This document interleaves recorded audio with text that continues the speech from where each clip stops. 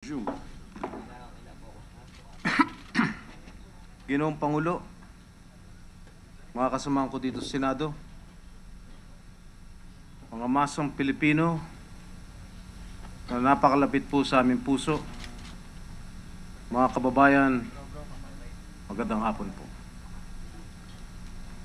Ako po ay muling tumatayo sa inyong harapan bilang isang lingkod bayan at isang mamamayan na meron pong ipinaglalaban. Ginoong Pangulo, hindi lingid sa inyong kalaman na halos buong buhay ko ay inialay at hinandog ko sa paglilingkod sa ating bayan.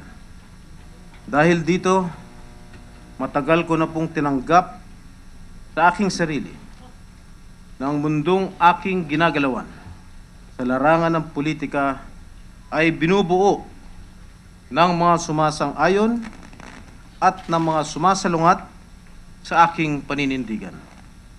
Ito rin ay isang mundong pinamamahayan ng mga kaaway at mga kakampi.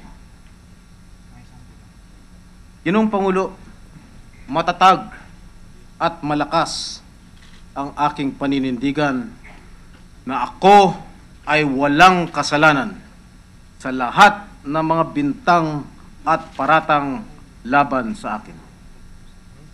Wala po sa aming angkan ang tahasang hindi pagsunod sa mga batas, sa mga alituntunin inilatadhana ng ating saligang batas at sa sistema ng katarungan. Matatandaan din natin, marahil, na kahit walang aasahang pantay na hustisya ang kinakaharap noon ng aking ama, si dating Pangulong Estrada. Hinarap niya ang proseso ng buong tapang, ang impeachment trial, na hindi tinapos sa korte, kung hindi sa lansangan. Hindi rin siya umalis ng bansa. Hindi rin umalis sa bansa ang aking ama, kahit pa makailang ulit siyang inalok na umalis, kapalit ang kanyang pagbibitiw sa tungkulin.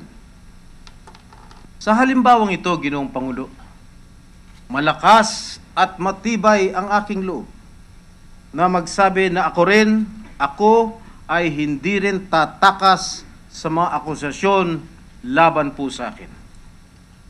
Maluwag kong tinatanggap ang mga paratang sa akin sa paniniwalang ang tunay na katarungan at katotohanan ang sa huli ay siyang mananaig.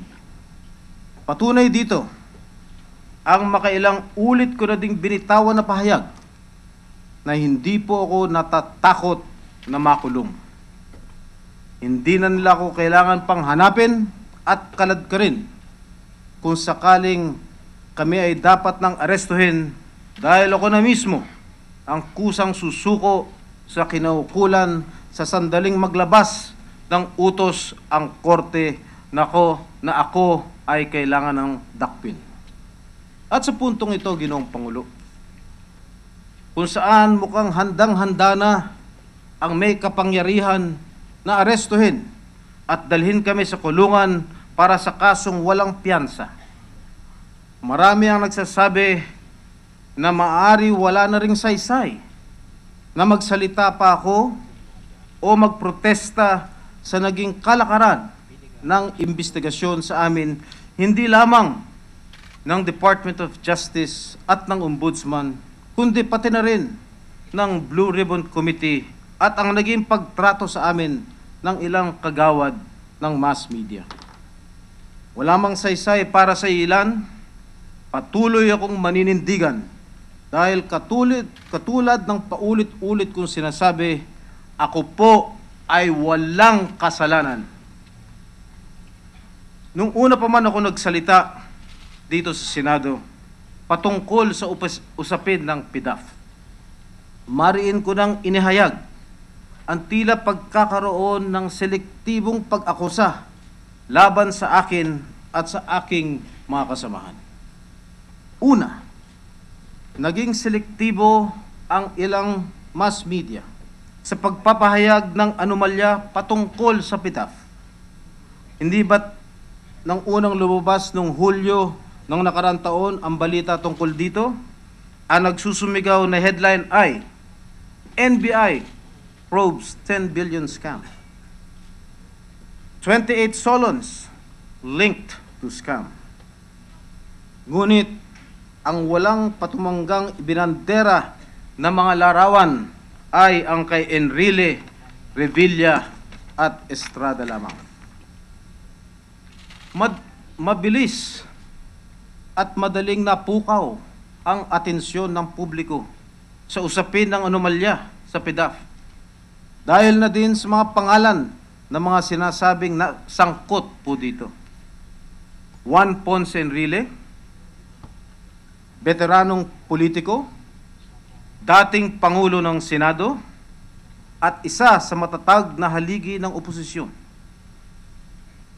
Ramon Bong Revilla Jr., masasabi na rin natin veterano sa politika, kilalang batikang aktor, at matunog na tatakbo sa pagkapangulo ng Pilipinas sa darating na 2016 elections.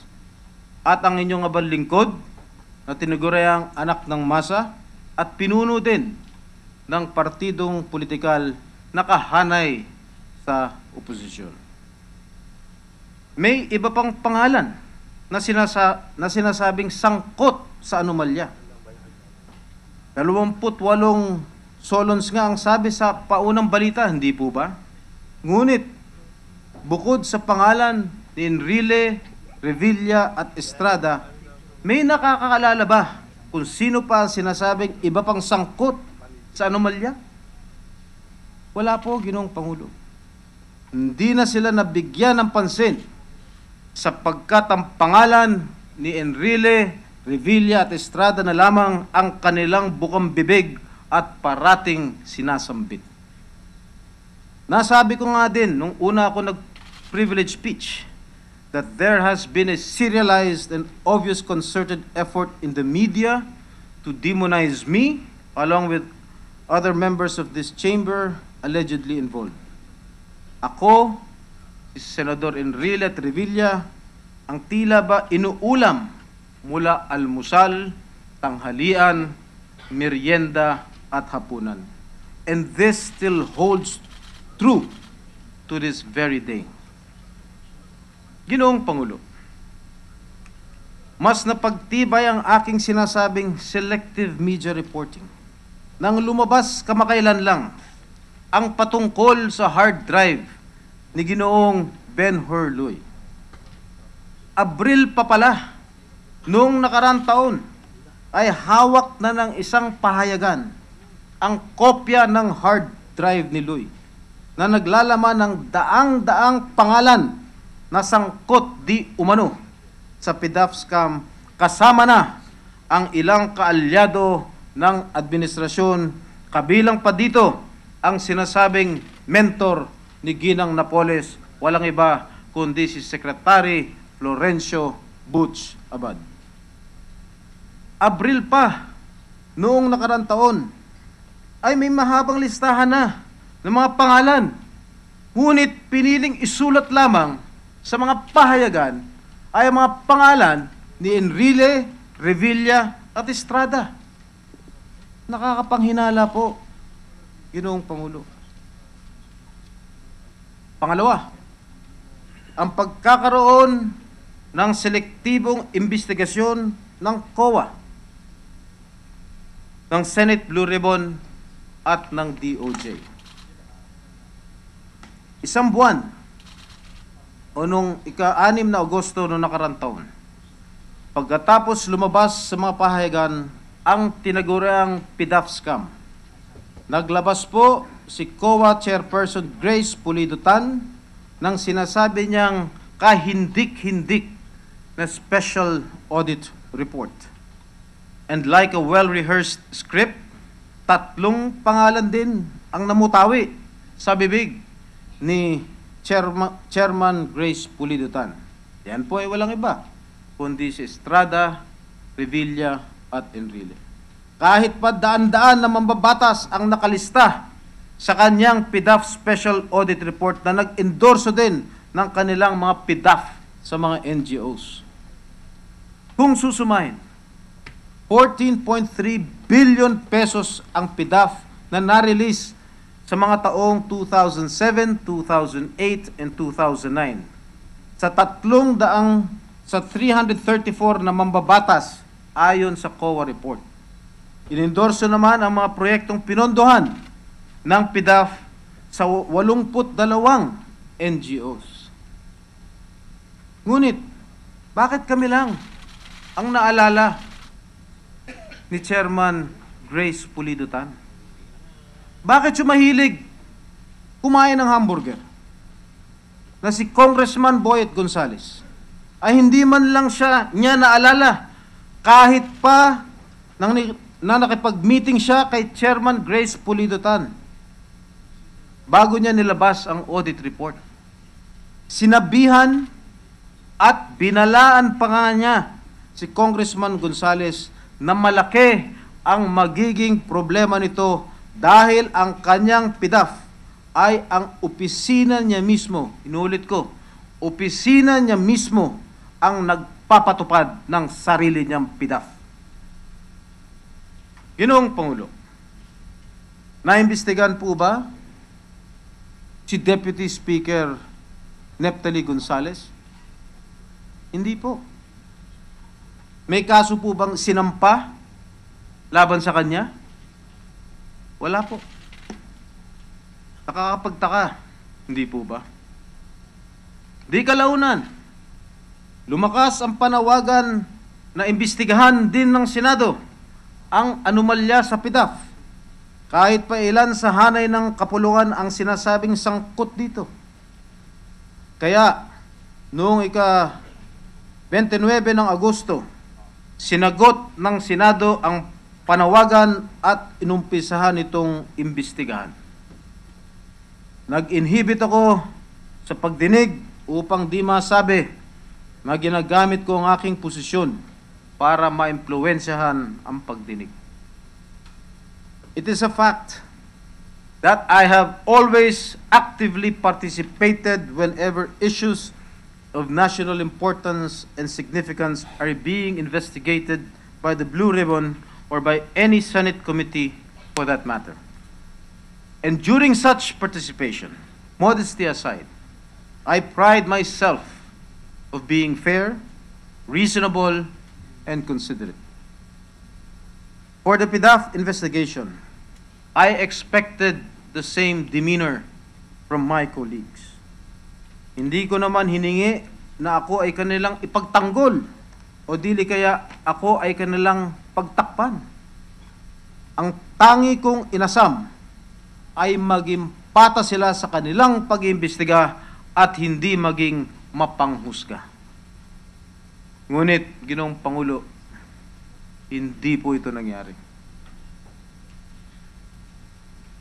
Imbis na tumulong sa pagsiwalat ng buong katotohanan, tumulong pa sila upang maging mas malalim ang hukay at malibing ng tuluyan ang katotohanan. At ang pinakamasakit, hindi sila naging patas. Naging selektibo ang investigasyon. Itinuon lang nila ang investigasyon kay Enrile, Revilla at Estrada, gayon napakaraming mambabatas ang sinasabing maaring sangkot. Itinuon lamang nila sa sinasabing Napoles NGOs ang pagdinig upang lalo kaming mabaon at madikdik. Pinakamasahol dito, mas pinanigan at pinaniwalaan nila ang mga kasinungalingan at kwentong kutsero ng iilan. Kung panindigan po ninyo ang mga bagay na sasabihin nyo, baka po isang 3-point shot. Isang 3-point shot na buzzer beater na winning shot pa. 3-point buzzer beater winning shot. Hindi ba't ganyan hinalintulad ng chairman ng Blue Ribbon Committee ang salaysay ni Ginang Ruby Tuason? Hindi pa tapos ang investigasyon. Buo na sa isip ng chairman ng Blue Ribbon na kami po ang may kasalanan. Tanda, sexy, at pogi. Yan naman ang paulit-ulit na sinambit at pinasasambit ng ibang mga miyembro ng Blue Ribbon na para bang tuwan-tuwa na nangungutya. Patas po ba yan, Ginoong Pangulo? Mahal na kababayan? 2 buwan lamang ang lumipas. Simula nung lumabas sa pahayagan ang tinaguriang PDAF scam. Nagsampa na ng kaso sa Ombudsman ang DOJ at NBI. Track daw ang ebidensya, sabi ni Secretary De Lima. Kaya naman, si Juan de la Cruz ay madaling napaniwala na guilty nga ang 3 sangkot na senador. Track nga naman, di ba? Ngunit, lumakas ang mga bulong at naging matunog ang tanong, bakit sila lang? Ang sagot ni Secretary De Lima, we are still investigating. We are still verifying. We are still evaluating. Ano daw? Si Enrile, Revilla at Estrada ay inimbestigan ng wala pang 2 buwan. Pero kapag kakampi o kalyado, mabilisan kiniklear ang pangalan at hindi na kailangan ng investigasyon. Hindi pa doon nagtapos ang ginawa ni Secretary De Lima. Matatandaan na pagkatapos niya magsampa ng kaso laban sa amin, agaran niyang hiniling sa Department of Foreign Affairs na ikansela ang aming mga pasaporte. Ito ay lantarang paglabag sa aming mga karapatang pantao na nakasaad sa ating saligang batas.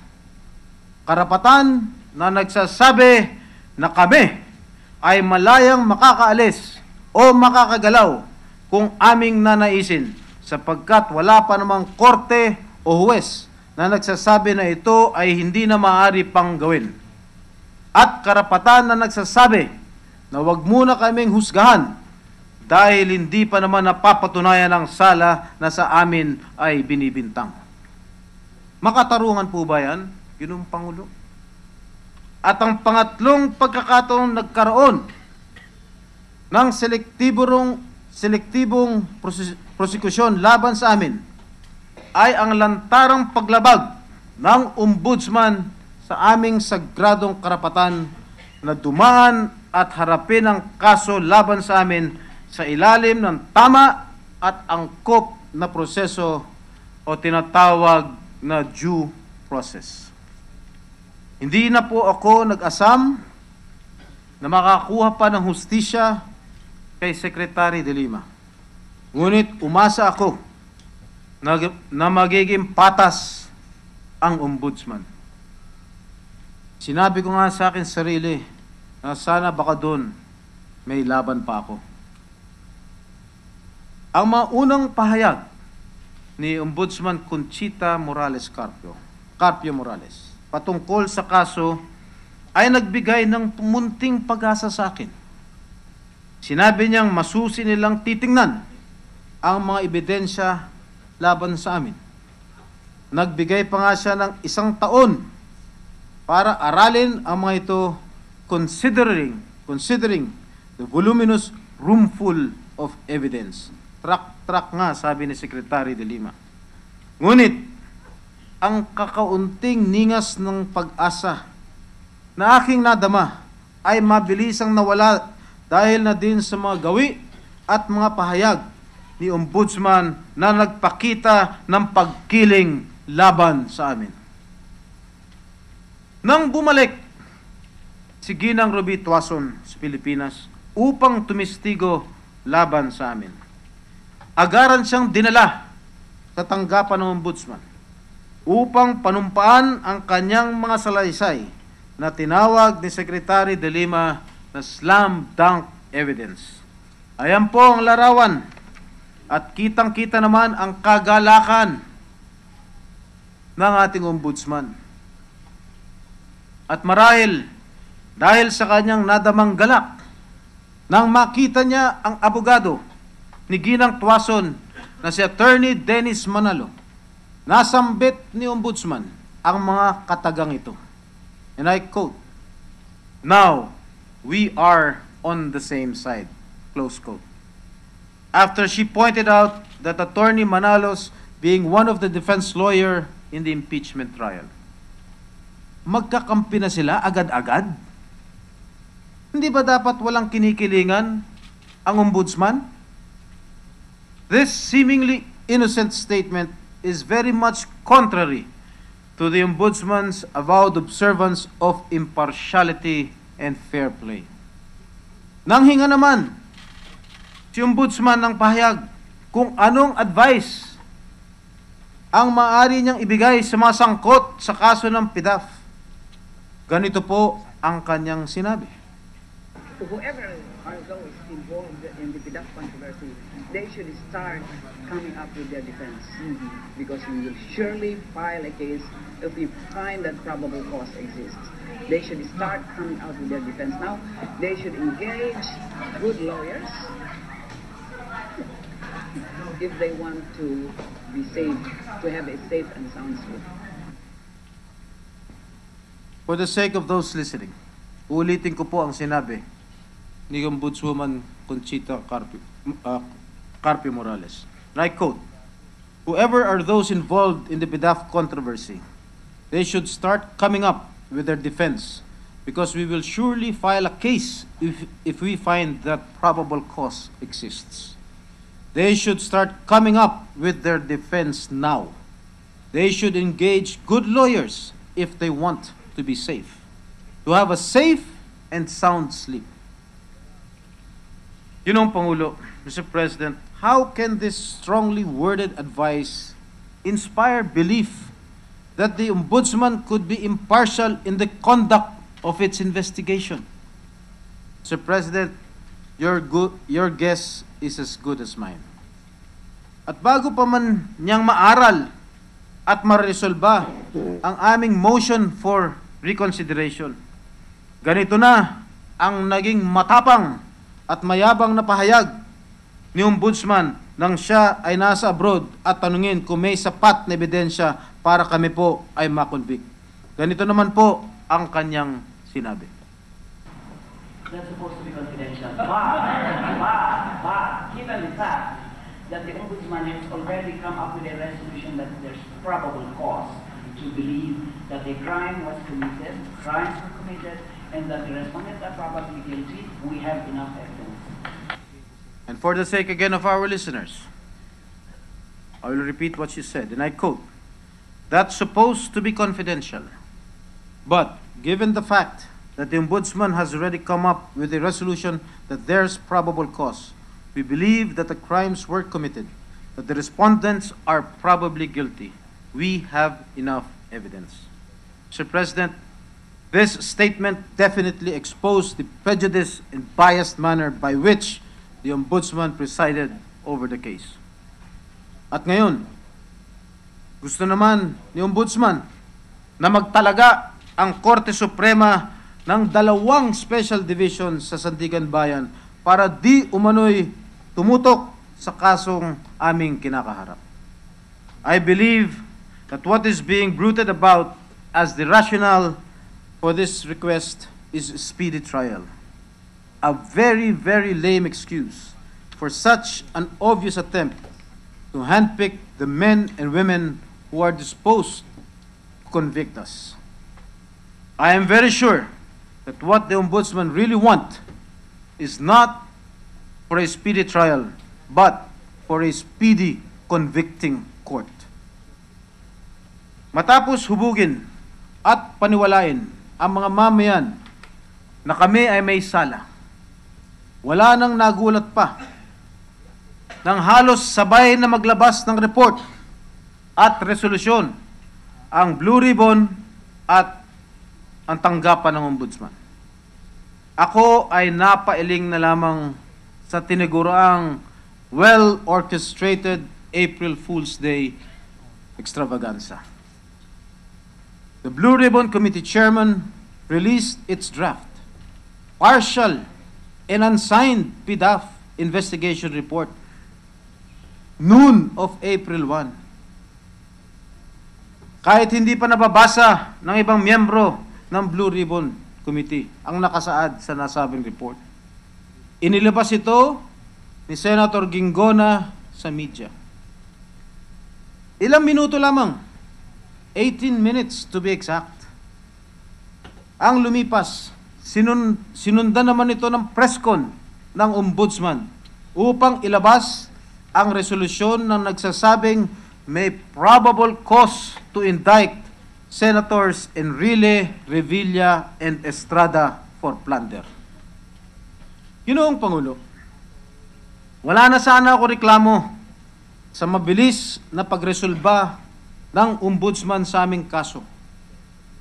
Ngunit nang mabasa ko ang resolusyon, lumalabas na may mga ebidensyang ginamit laban sa akin na hindi po ako binigyan ng pagkakataon na kumprontahin o di man lang sagutin. Ito po ay isang malinaw na paglabag sa aking sagradong karapatan na dumaan at harapin ang kaso sa ilalim ng tama at angkop na proseso.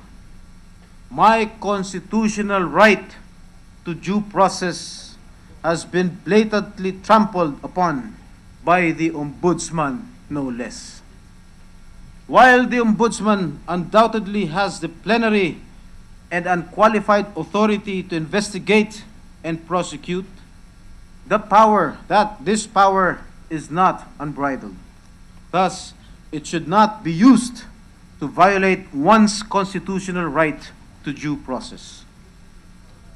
Iniimbestigahan pa lamang ng ombudsman ang kaso laban sa akin.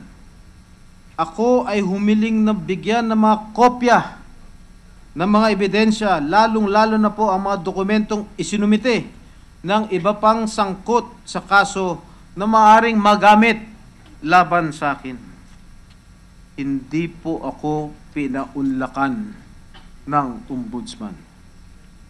In an order dated March 27 of this year, the ombudsman denied my request to be furnished with copies of counter affidavits of other respondents, affidavits of new witnesses, and other filings for lack of cogent basis. I would have accepted this had the ombudsman not used these very same documents I requested and which they refused to give against me. Hindi lamang mali ang ginawa ng ombudsman. Ito po ay labag sa saligang batas. Kaya naman, ang tanging lunas ay ang umakyat at humingi ng tulong sa kataas-taasang hukuman o yung ating Korte Suprema. Mukhang natauhan po si Ombudsman Morales sa aking naging hakbang dahil kinabukasan din, pagkatapos ko maghain ng petisyon sa Korte Suprema, nag-atubiling magbigay si Ombudsman ng mga hiniling kong ebidensya na ginamit niya laban sa akin. Pero hindi po maaaring sabihin nalunasan na ang kanyang pagkakamali sa pagbibigay lamang sa akin ng mga nasabing ebidensya dahil may resolusyon ng nilabas ang ombudsman at ginamit na ang mga ebidensyang yon laban sa akin. Nasa Korte Suprema na ang isyong ito at malaki po ang aking pag-asa na ako ang kakatigan dito. Tulad ng inaasahan, at ilang araw lamang matapos ang mga pahayag ni Ombudsman sa New York na malakas ang ebidensya laban sa amin, ibinasura ng Ombudsman ang aming mga musyon at nagsampa na ng information for plunder sa Sandigan Bayan. Nakakalungkot, nakakagulat, at nakakapanghinala. Paano kaya nasabi ni Ombudsman na may plunder gayong ang isang mahalagang elemento nito ay wala? Ang pagkamal na mahigit na 50 million pesos. wala po akong ninakaw na 50 million o ni isang kusing sa kaba ng ating bayan. Ayon sa mga pahayag ni Ginang Ruby Tuason, hindi niya alam kung magkano di umano ang tinatanggap niya mula kay Mrs. Napoles at ibinibigay sa akin. Hindi ba't kahit anong pilit o paulit-ulit siyang tanungin sa pagdinig sa Senado, sinabi niyang hindi niya alam o hindi niya maalala o wala siyang maisagot sa mga tanong. Hindi niya alam o wala siyang matandaan at wala siyang maisagot dahil wala po siyang binigay o diniliver sa akin sa Senado o sa bahay o kung saan man. Ang ledger naman ni Luy, kung saan nakatala, di umano, ang mga komisyon na akin natanggap mula kay Ginang Tuason, kung ito po ay susumahin, ay hindi po aabot ng 50 million pesos. Ang iba naman nakatala sa ledger ay hearsay, sapagkat wala namang personal na kaalaman si Ben Hurloy dito. Tinala niya ang mga ito dahil inutos o sinabi daw ni Ginang Napoles. Halatang halata na pinilit upang magkaroon ng kasong plunder. Nabanggit ko na rin lang naman ang pagtestigo ni Ginang Tuason sa pagdinig sa Senado. Matatandaan na sinabi niyang minsan siya nag-deliver ng pera sa aking opisina. Mariin ko itong pinabubulaanan. Bilang patunay ng aking sinasabi na hindi pera kung hindi pagkain, madalas pa nga'y sandwich ang dala ni Ginang Tuason. Narito ang isang larawan na hango sa CCTV footage report ng Senate Security.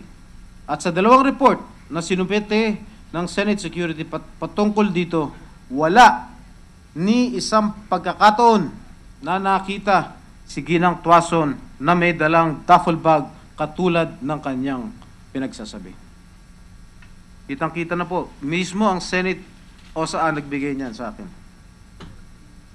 Ginoong Pangulo, wala na pong nagaganap patungkol sa aking kasong kinaharap. Lalo na sa mga nakaraang araw, ang aking ikinagugulat pa. Katulad nga ng lagi kong sinasabi, sa simula pa lamang ng usapin patungkol sa anomalya sa PDAF, kami ay hinusgahan na sa mga paratang na sa aking hinagap ay di ko po kayang gawin. Bigo man kaming makuha ang patas na hustisya sa Blue Ribbon, sa DOJ at sa Ombudsman, malakas ang aking paninindigan na kami ay kakatigan ng patas ng kataas-taas hukuman at ng sandigan bayan. Marahil, sa pagbubukas ng panibagong sesyon ng mataas na kapulungan ito sa darating na Hulyo,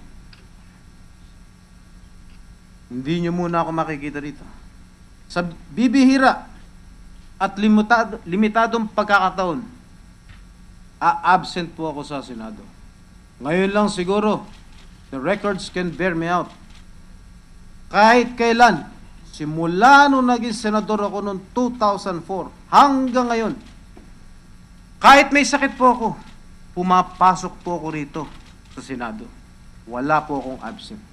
Kung sakasakali man ako ay ikulong, dun lang magre-reflect na hindi po ako makakapasok sa Senado. Sa aking pamilya, pauna, sa aking mga magulang,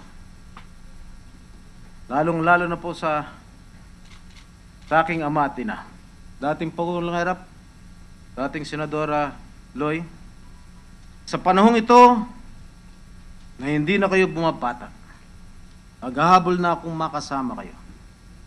Ngunit gustuin ko mang gugulin ang aking panahon para naman hindi ko pagsisihan at hinangayangan sa huli ang mga dapat ginagawa ko habang kayo ay kasama ko. Panandalian ko pong hindi matutupad to, pero babawi ako. Dad, Ami, huwag kayong mag-alala. Kayang-kaya ko to.